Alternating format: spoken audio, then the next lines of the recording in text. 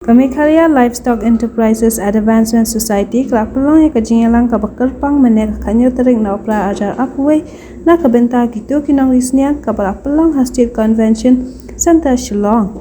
Agane kajinyalang la yoban Grand Chief Minister ke Jylla Konrad Ki Sangma halor kane ka scheme Sniang baru la yo bansam ya ka scheme Sniang. Agane kajinyalang la ada rengkaru do Myntri kata Jingkren ke Jylla Ubashan Bosulai ke officer bat kiwe ki Nong Sniang na keleng ke district affair.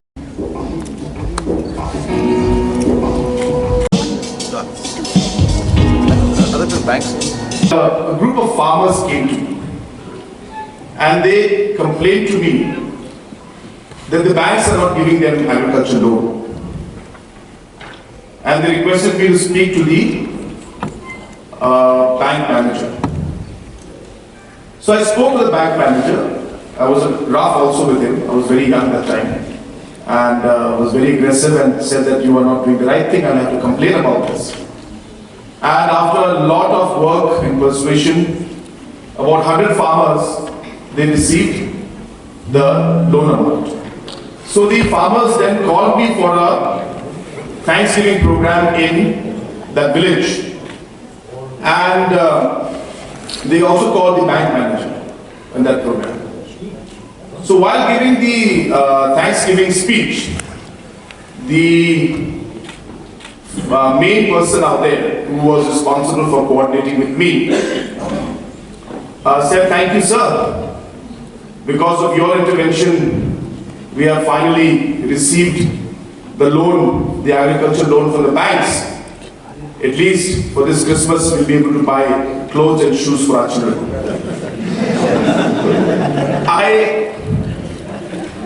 I just quickly slipped out of the meeting and ran away. Today, our Honorable Minister also said that he's giving this Christmas gift to you. Please don't buy clothes and shoes for your children, is what I wanted to tell you. Of course, it is a kind of a gift. Yeah, from the point of view of helping your society achieve the goals that you want to achieve, provide the livelihood that you deserve, and grow and be able to take care of your family by the funds that are being provided through this interest-free loan, which has been given by NCDC, and of course the interest amount is being given by the government of Meghalaya. I don't want to speak much, but I just want to give you a gist of what we are trying to do out here, the bigger picture. And the details have already been given to you by the respective officials and the Honorable Minister himself. But the idea really, if you look at the last 4 years, in 2017, I'm giving you approximate numbers, there's a plus minus figure to it.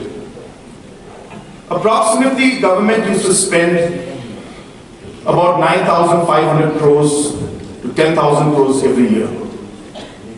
That is the total expenditure by the government of Meghalaya. Today, after 4 years, we are close to touching 15,000 crores annually. That is a jump in expenditure of almost 33% in the expenditure of the government, and there are multiple reasons for it. In terms of the central schemes, just a small scheme, not small, but just one example, say PMGSY. That in the last 3 years, 4 years, we have been able to build 5 times the roads which were built in the last 10, 15 years. Which means 5 times more expenditure under PMGSY. More than thousands and thousands, almost touching 2,000 crores. NRGS alone, job card loan, where we were at 600, we are at 1,400, 1,500 today. So similarly, many other central schemes, their expenditure has gone up 5-fold, 10-fold in terms of what the government is doing. In terms of also financing, utilizing our finances better within the state government by ensuring we take maximum benefit out of central sponsored schemes as well as the loan amount that we are given. and managing our finances better so that we can take more additional funding in terms of loan also has helped us to increase our expenditure. The externally aided projects, maybe we may be one of the few states, or I should say we are one of the few states which gets one of the highest funding from externally aided projects. This is like projects from World Bank, from the ADB, from KFW, from the JICA, from New Development Bank, all these different kind of agencies which provide the externally aided projects. Meghalaya receives one of the highest amounts in the last 4 years compared to any other, especially Northeast states, and maybe one of the highest in the country also. And this is what has led to all of the developmental aspects that we have seen in the expenditure that's gone on. Now this has happened not just because we started taking more money. This has started happening because we are spending in a much better manner. Now, if you look at the implementation of PMGSY, there were a large number of schemes that were still pending from 2002, 2003, which had not been completed. We had more than 500, 600 schemes that were in the red and had just been left and no work was being done. We had to revive all of that. We had to push our engineers. We had to push the contractors. In some cases, we had to blacklist the contractors. So the point is that there was a huge focus towards delivery. There was a huge focus towards implementation. There was a huge focus towards increasing efficiency, improving governance. And that can only happen if you are able to make people accountable, if you're able to monitor well, and you're able to take action against those who are not doing and reward those who are doing things. And this is in a nutshell, I'm just trying to tell you how the last 4-5 years have gone. And because of this, we have seen a large shift in the overall spending of the government. And today, as I said, we have almost increased our spending in the last 5 years, well, 4 years, by more than 33%. And that's huge. And I expect that this will go further higher up in this coming financial year. So why are we doing this? We also realize that while the expenditure and the infrastructure is coming up, two very important verticals, I won't say sectors, I'll say verticals. Two very important verticals is the social sector vertical. When I say social sector, which means health, education, social welfare, and other aspects, and the socio-economic sector, which is economically driven but socially inclined, which are areas like farming, food processing, veterinary, even tourism to that extent. I mean, having economic activity having social angle to it.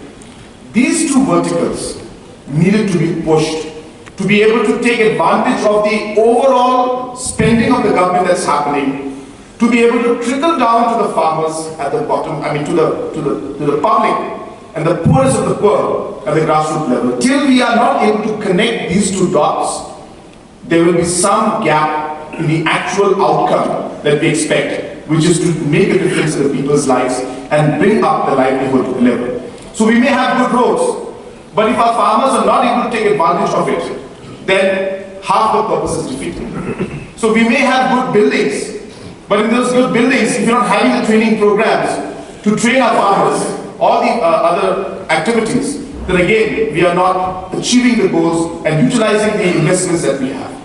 So how do we complete this picture is what we started thinking 3 years back. That while we're doing this infrastructure, we need to give very, very specific inputs and actions at these core sectors to be able to actually see an economic development taking place. And that is the whole story of what we're doing in a nutshell. And obviously there are many parts to it, many parts to it. But today, while we look at all of that, today which Mr. Raju had mentioned about the different mission board programs, we realized that government of India is giving money. We are also giving money. The farmers are also, getting some part of the money. But there is again a very strong gap in actual outcomes and results because somehow there is no purpose in the way the schemes are being implemented. So we realize that schemes are being implemented in a very scheme and program mode. not in an objective mode, not in a target and a mission mode.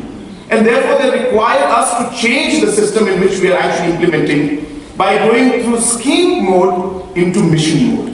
And that is the reason why if you see multiple missions, a lot of people of course criticized us, said that every mission coming out, what's happening. It was difficult to explain to people then.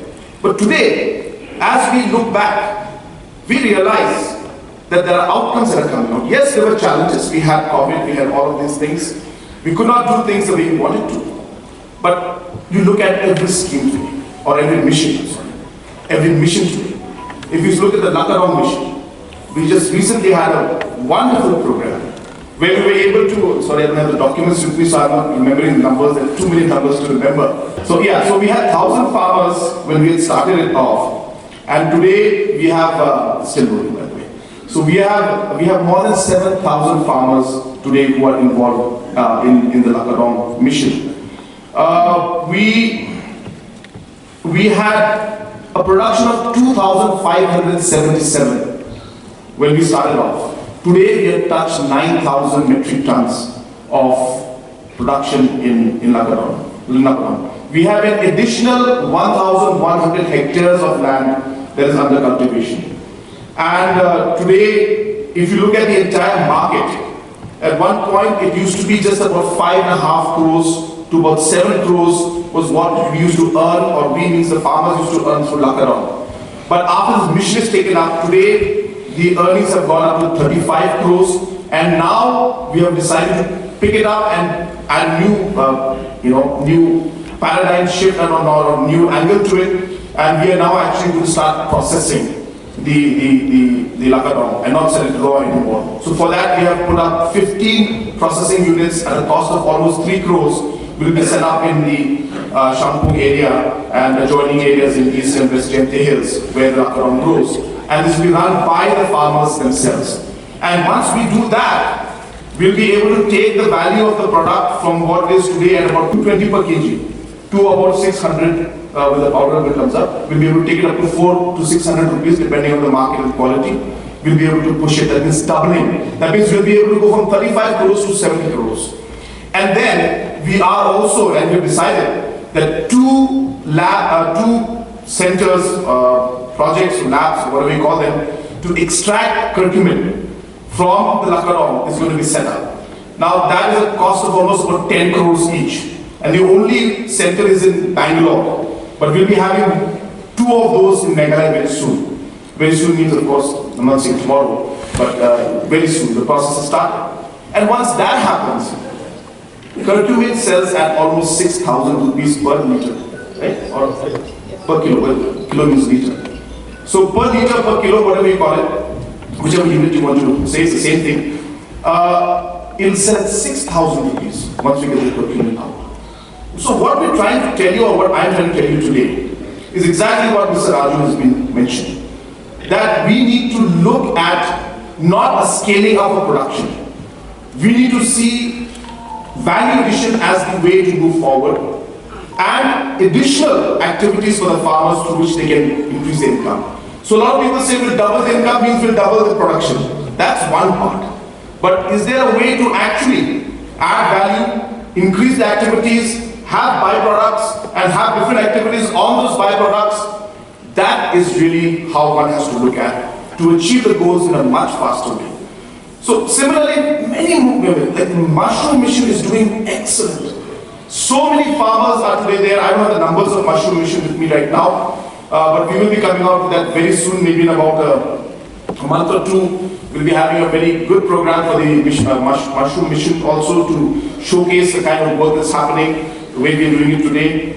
So on and so forth. So there's so many missions that are there, and that's why we've been really focusing on the farmers, the socio-economic sector.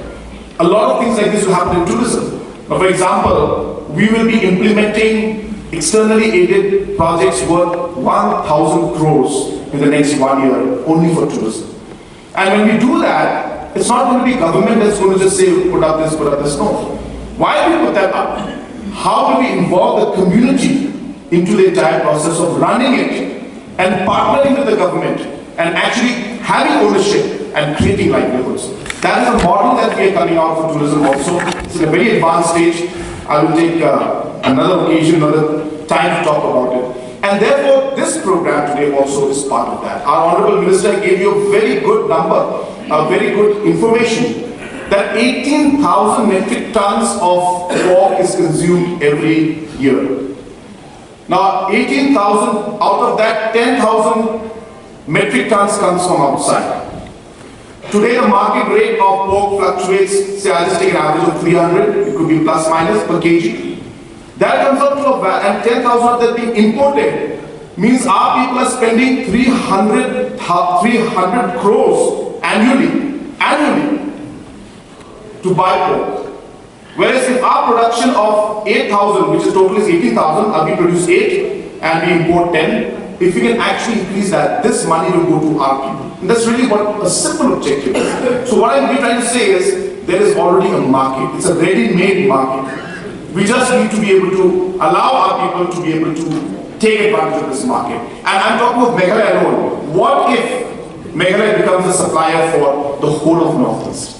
And that's the kind of vision that we are working towards. So we are seeing the market of entire Northeast as being something. So we take it phase-wise, of course. We have a long way to go in terms of the vision that we have, but obviously it starts with important steps that we take. And today, Mr. Raju's presentation was excellent when he talked about the fact that we're talking of bringing in piglets. So we're going to spend 150 crores. Why can't we increase? And I totally agree with you, Mr. Raju. And right now, I'm giving you a reply that we will do what you said for the breeding center. We will give the full support to ensure that it comes up well. Because whatever investment we make it up. And the people will get the benefit of that in a very short time. So it's an excellent idea. And I keep telling to people that, best thing about at least me and our government is that we listen. And we also listen and we also act. So it's not that we always think that we are right. I keep telling people we can be wrong in many ways. So please tell us if we are wrong and if we are doing the wrong thing. Because we are ready to correct them. And we are ready to change also if it's necessary. We are ready to make amendments if necessary. Because nobody is perfect. So therefore the suggestion that came in is amazing and great. And I can assure you that we will do that. And we take this forward. This is a very important mission for us. We want to ensure both the milk mission as well as the piggery mission. Both are very important to us. And the ready-made market is there. It's only connecting the two dots of the supply and demand and ensuring that we provide the infrastructure, provide the support to our farmers, create the livelihood, and be able to give the revenue back to the farmers. And as I said, if you look at the 300 crores we give out every year, we'll be spending only 209 crores in the piggery mission.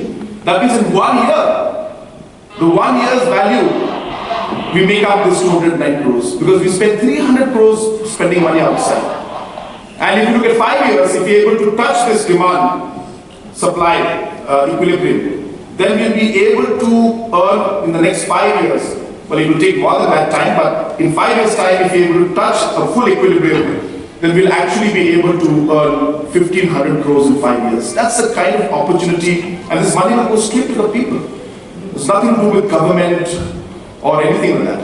It'll be completely a project for the people, and that's the kind of vision we started off 3 years back. And that's why while we focused on infrastructure, focused on what the government must do, invest in big projects, we also realized that we need to do something parallelly to include the public, include the more marginalized section of society, include the farmers, these producer groups. There are about 4,10,000, 4,50,000 families that are in this section. And therefore, it is very important for the government to target this group. And that's the reason why programs like these, programs like the focus group, for the first time in the history of Meghalaya and I think the entire Northeast, there is this largest farmer welfare program called Focus, where we're giving 5,000 rupees to every farmer family. This is not a loan, it's a grant we're giving you. But that does not mean you celebrate Christmas with that. This money again is meant for the producer groups. So you have to form a group. You have to have a purpose behind the group and you can use this money for the purpose and the reasons or needs of this group. And that could be for seeds, that could be for transportation of your products. Because a lot of times a farmer is like, March, April is come, it's time to sow, and you don't have money to buy seeds. or the agriculture department is delayed in supplying the seeds. You need the biofertilizers. You can't buy it, or supply has not come in. Or you've got your product and you need to get it to Guwahati. You don't have money to transport it. And therefore, at that point in time, some trader will come from outside and buy it at a very cheap rate and you are forced to sell it. But what if this working capital is available in the producer group? You can use this to buy the seeds. You can use it to get the transportation of 10, 15, 20,000 rupees and take your produce to Guwahati, to Shillong, whichever location. So this kind of interventions, small interventions, but in a large scale, we are hoping will make a difference and will improve the overall livelihood level and the income of the public at the grassroots. So I can go on and on and on about this because I'm very passionate about this and I really want to see that things happen. But of course, all of you are waiting for the checks. So I won't delay that.